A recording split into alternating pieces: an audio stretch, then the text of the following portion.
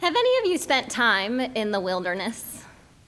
Having been a Girl Scout and having grown up going on camping vacations my entire life, I have been known to spend some time in the great outdoors. When I tell people that for vacation last year, Ryan and I went with my parents and some family friends to live on an island in the middle of Lake George with no electricity, no showers, and yes, with outhouses, they tend to think that we are absolutely crazy. And usually, when going on these adventures, I am the ever-practical one, checking things to bring lists, checking and rechecking packed bags. Do we have everything we need? A tent, flashlight, first aid kit, water, food, and my favorite last-minute check, underwear.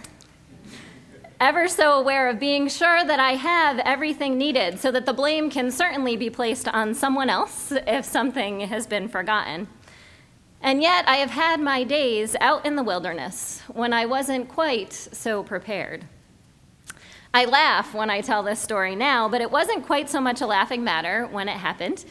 You see, last fall on the Senior Youth Fellowship camping trip, we decided to take a hike in Pound Ridge Reservation over the border in New York.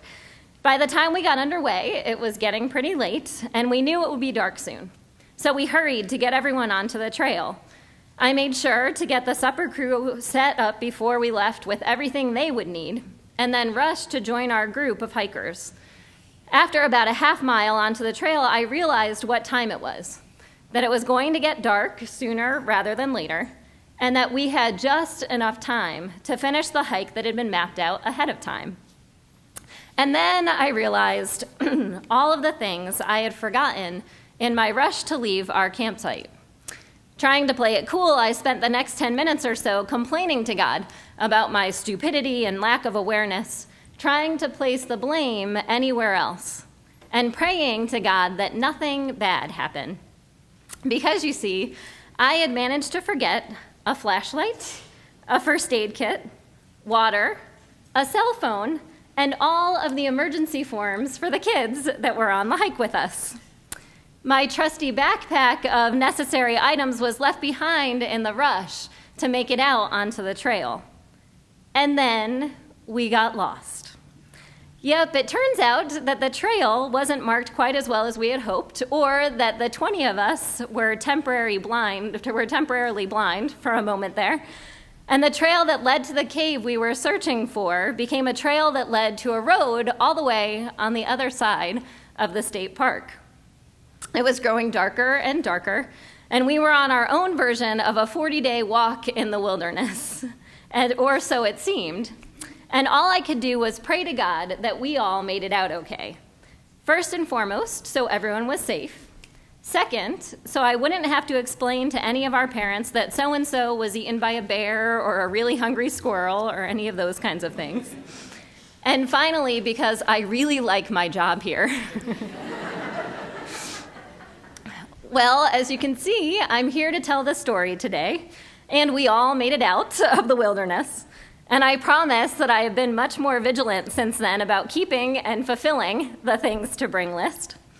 However, it makes me wonder, why is it that in most cases we only turn to God and care if God is there in our wilderness times? Those times when it seems like nothing is going right, and we need something or someone to make it all better for us.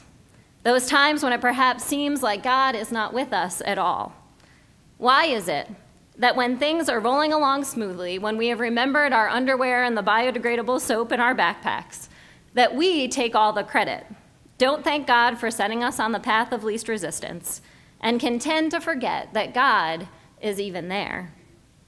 In our humanity, we question and challenge God's presence when things are going wrong, and in the good times, wonder why we haven't heard from God in a while, never realizing that God is always with us. In our scripture passage from Exodus today, the Israelites are doing the same thing, grumbling and complaining to God when they do not seem to have what it is that they need, and then managing to forget God's presence as soon as they get the very thing they request. Moses is leading the Israelites on what might seem like a never-ending journey in the wilderness. This journey is so long, exhausting, and challenging that the Israelites begin to wonder if it wasn't better to be held captive in slavery in Egypt under the watchful eye of Pharaoh, after all.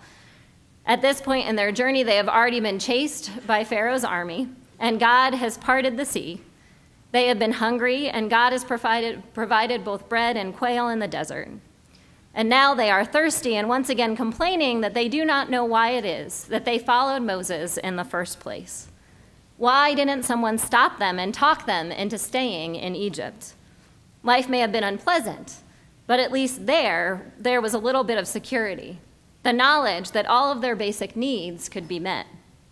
So they test God, and once again, God provides. In Moses' humanity, he gets frustrated with the people and turns to God as a leader who is growing increasingly impatient.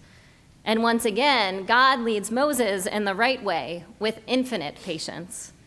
Go to the rock at Horeb, bring your staff and some of the elders as witnesses. I will be there waiting for you, and I will provide. And sure enough, Moses strikes the rock as God commands, and enough water comes out to hydrate all of the Israelites on their journey. Yes, if you are like